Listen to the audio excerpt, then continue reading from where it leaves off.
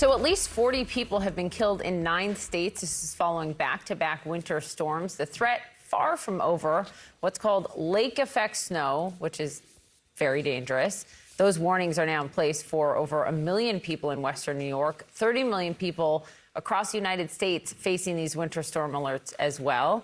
Elisa Raffa is joining us in Buffalo. People know how to handle snow there. So when it's, potentially an issue for them, it's really saying something. Oh, absolutely. They were getting 2 to 3 inches in 30 minutes at some point yesterday. Snowfall rates could continue to be 2 to 4 inches per hour. And the Weather Service says that's calmed down from what it was yesterday and the overnight as that snow band just continues to kind of wallop Buffalo and the northern south cities, just keeps oscillating up and down. But we drove in last night and it looked like a winter wonderland. Still no trucks allowed on I-90 because they're concerned about some of the road conditions. The Sabres are playing tonight because they couldn't get through the snow yesterday, and schools have been closed again. The Bills have a game on Sunday, and we're hoping and thinking those fans can get out there and do another round of shoveling. But some of these snow totals have been insane. We're talking 3 to 4 feet. I have my little trusty ruler here that's taking me through multiple snowstorms across the country. We're in a drift right now, but I lose my ruler just about in a drift. We're about a foot of drift right now. And for some other places up near Watertown, my ruler would do no justice. You need a yardstick for some of those totals that have been 20, 30 inches for some places like Lackawanna, West Seneca, and then up towards Watertown. Just incredible what some of these totals have been.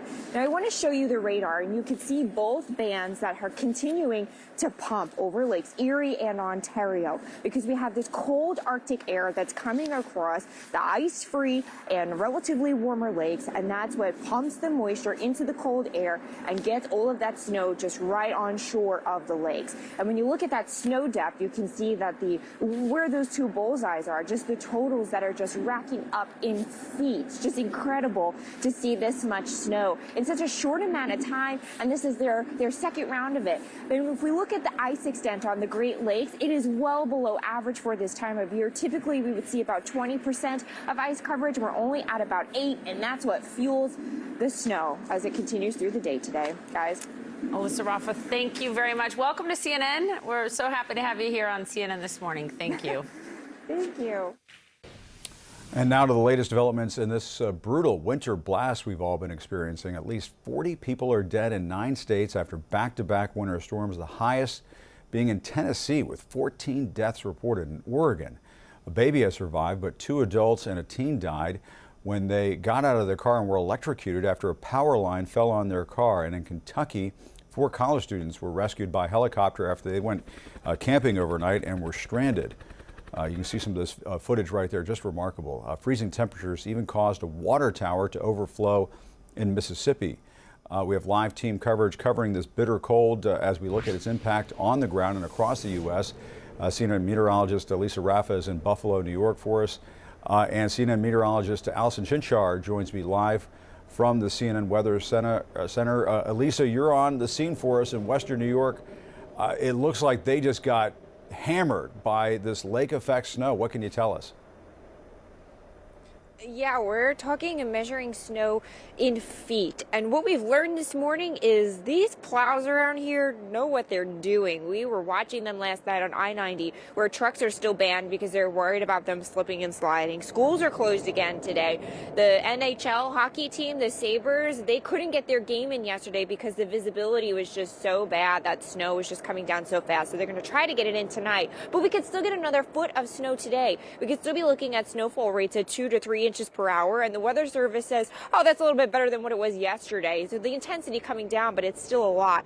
I mean, we're in downtown Buffalo. This is a snow drift, but all of these drifts have been more than a foot. I'm losing my ruler in some of these drifts, and this is nothing compared to what some of those totals were up off of Lake Ontario. Watertown is looking at almost 4 feet of snow. Even around some of the Buffalo suburbs like Lackawanna, looking at some of these totals in 20, 25, 30 inches. So incredible amounts of snow. And if we take a look at the radar, you can see that the lake effect snow bands are still kicking. They are still running off of Lake Erie and Ontario as we got that cold air coming across the lake that's relatively warmer, and it pumps that snow.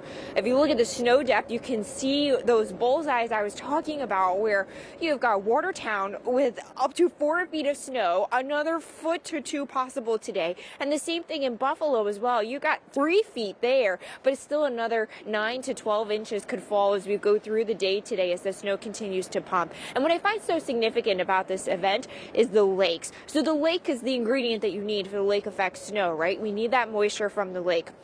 Typically this time of year, there's a lot more ice cover. You really don't see a lake effect event with this type of intensity. But because we had record warm Decembers across the Great Lakes, there's not a lot of ice cover there. You've got 8% of ice cover when typically it should be about 20 for this time of year. So that's what's really helping to pump this snow out there. Jim? And Elisa, just a quick follow-up before I go to Allison.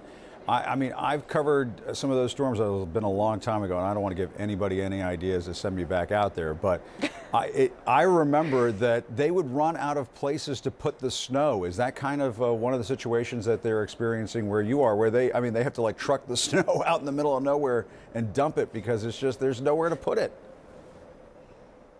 We were actually mesmerized last night watching the plows do their work because they were all lined up next to each other, and one was kind of feeding the other, sending all of the snow to the side. It was the most efficient snow plowing I'd ever seen in my life. And I'm from New York City, so I'm not a stranger to snow. So yeah, they've got it down. We've got a couple of huge mountains around here that we're going to poke around for later. But yeah, there's a lot of it around here. Yeah, you've got to have it down to a science when there's that much snow. All right, Elisa. And Allison, I mean. So back-to-back brutal winter storms blamed for the deaths of at least 40 people across 9 states. More than 24 of those deaths were in Tennessee, 7 in Oregon, several more in the Northeast. Potentially life-threatening snow and cold is hammering western New York right now. So we sent CNN meteorologist Elisa Raffa live in Buffalo right now in the middle of it all. You win the snow lottery. Yeah, we've got like 4 feet of it and counting. We have the snow that's already picking up again today. That snow band just keeps moving up and down, back and forth, up and down Lake Erie. It was south of us this morning. It's back over Buffalo this morning, and the snow had really picked up earlier. We could be looking at snowfall rates of 2 to 3 inches per hour as we go through the afternoon, which the Weather Service says is lighter than it was yesterday. And we'll tack on another foot. We already have storm totals of 30 inches or more for some of those suburbs around Buffalo, like West Seneca.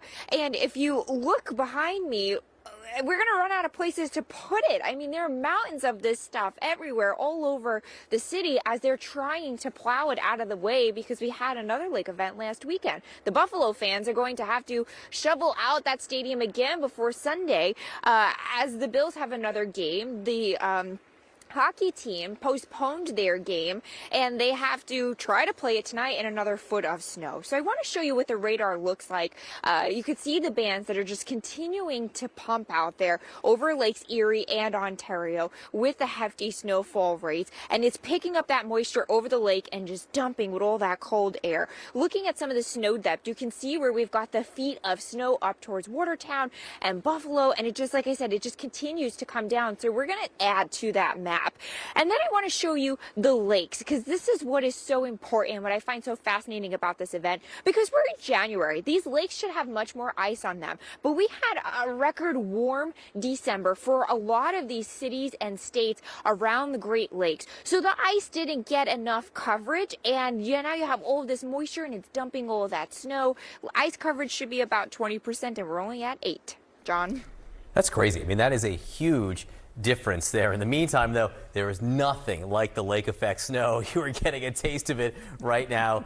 Good luck. Get a sled. Lisa Raffa, thank you very much. Just enjoy it while you're out there. Exactly. You know, I like those Bono style like goggles you have. Girl, I'm going to call you, find out where I can get me a pair of those. I might need them Very later, stylish. potentially.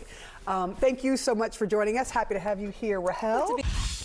Tens of millions of people across the United States are now bracing for winter storms that will soon hit both coasts. CNN meteorologist Elisa Raffa is in my hometown of Buffalo, New York for us. Elisa, what are the conditions like there now?